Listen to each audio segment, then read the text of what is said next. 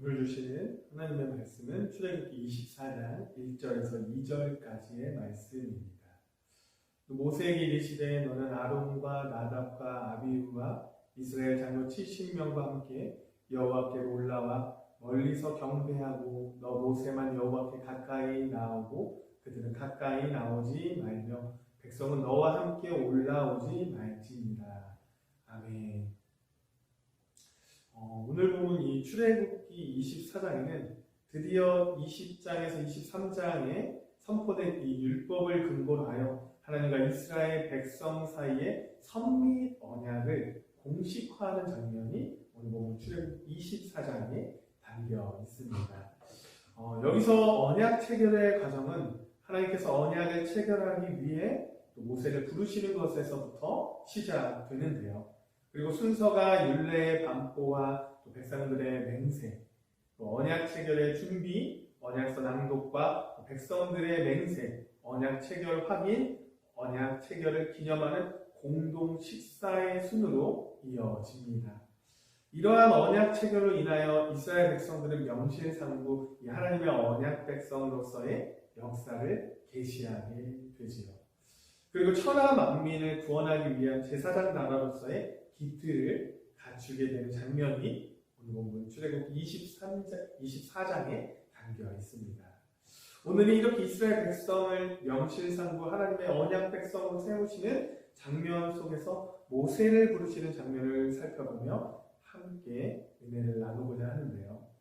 오늘 본문 1절과 2절에는 하나님께서 모세를 시내 산으로 부르시는 장면이 있습니다. 여기서 하나님께서 모세로 하여금 아론과 그의 두 아들 및 70인의 장로와 함께 당신께 올라서 멀리서 경배하게 하였습니다. 이러한 사실이 보여주듯이 인간은 본래 하나님의 허락 없이는 누구도 하나님께 나아갈 수 없는 존재였습니다.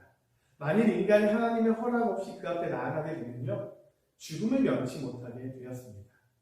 그래서 구약 이스라엘 백성들이 하나님께 나아가고자 반드시 하나님께서 세우신 중재자, 그러니까 제사장을 통해서만 만날 수 있었다는 것이죠. 물론 인간이 처음부터 중재자를 통해야만 하나님께 나아갈 수 있었던 것은 아닙니다. 인간은 창조될 때만 해도요, 스스로 자유롭게 생명해 주신 하나님께 나아가 그와 교제하며 그 안에서 풍성한 생명을 누릴 수 있었습니다.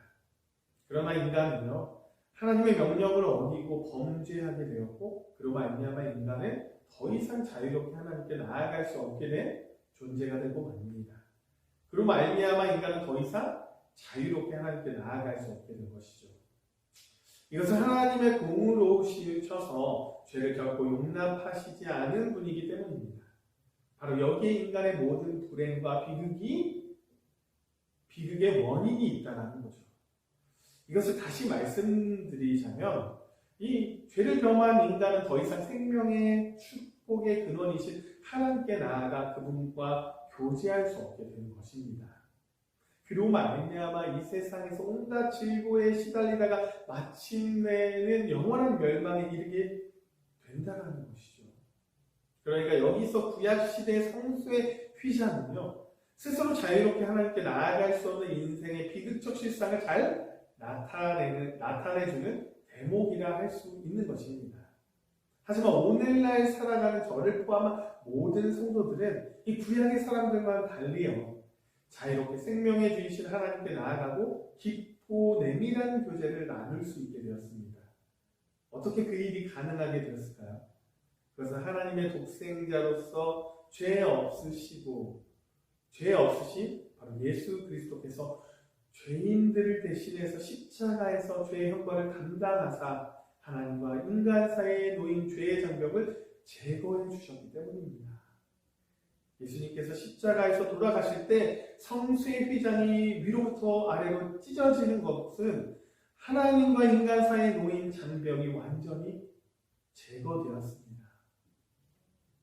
참으로 오늘날 우리 예수 그리스도의 대속 사건으로 말미암아 아무런 두려움 없이 어떤 인간 중재자의 도움 없이 자유롭게 생명해 주시는 하나님께 나아갈 수 있게 되었다는 거예요. 그리고 그로 인해서 하나님이 주시는 풍성한 생명과 축복을 받아 누리게 되었습니다. 그러면 우리가요, 자유롭게 하나님께 나아갈 수 있다는 것은 무엇일까요? 바로 우리가 자유롭게 하나님께 나아갈 수 있게 된 것은 은혜 중에 은혜요, 가장 귀한 은혜입니다. 그런데 여러분, 이렇게 각자 자유롭게 하나님께 나아갈 수 있는 은혜를 받았는데 그 은혜의 정도가 각자 다르다는 것을 우리가 많이 느낍니다. 그래서 오늘 본문 앞서 말씀드렸던 본문 1절과 2절에 그 의미가 숨겨져 있습니다.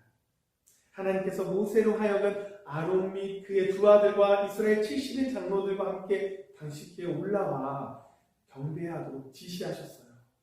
여기서 우리가 주목해야 할 사실은요, 하나님을 경배하는 사람들의 위치가 각기 달랐다는 것이에요. 다시 말해서 모세는 산 매 꼭대기까지 올라 하나님께 가까이서 경배했습니다.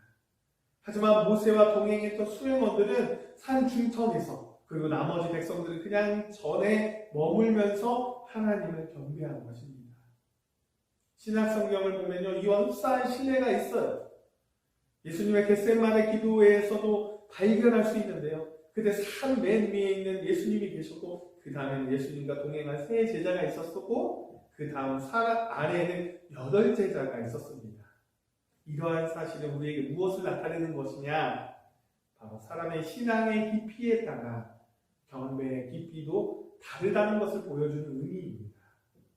사실 오늘날에도 보면요, 동일하게 하나님의 말씀을 듣지만 어떤 사람은 하나님을 잘 경배하는 사람이면 반면에 어떤 사람은 그렇지 못합니다.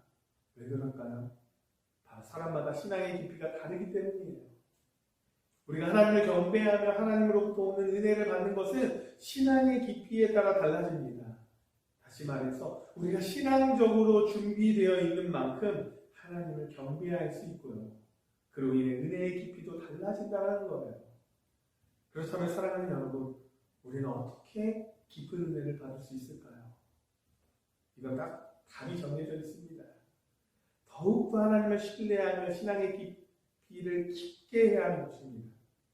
그러면 우리는 더더욱 선한 하나님이 함께 하시는 그 자리에 많이 나와 말씀과 기도로 예배하며 전도하는 그런 깊은 신앙의 열매를 맺는 삶이 되어야 한다는 거예요. 그리고 그 신앙이 나만 이런 마음이 아니라 나의 주위의 사람들도 그렇게 깊은 신앙의 체험을 할 수 있도록 권면하기를 원합니다. 오늘도 깊은 신앙의 자리로 인도하시는 하나님만 의지하며 그 깊은 신앙의 체험으로 인하여서 내 삶이 변해가는 여기 모인 저와 여러분이 되시기를 간절히 소망합니다. 기도하겠습니다. 사랑이 충만하신 하나님 아버지, 하루의 첫 시간 주님께 드리며 예배하게 하신 너무나도 감사합니다.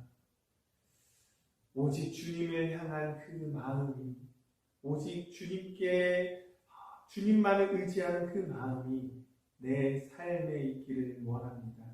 그 깊은 신앙의 체험으로 인하여서 나의 삶이 바뀌고 나의 인생이 바뀔 수 있도록 주님, 우리의 인생 가운데 깊은 신앙의 은혜를 허락하여 주시옵소서. 이 모든 말씀 예수 그리스도의 이름으로 기도드립니다.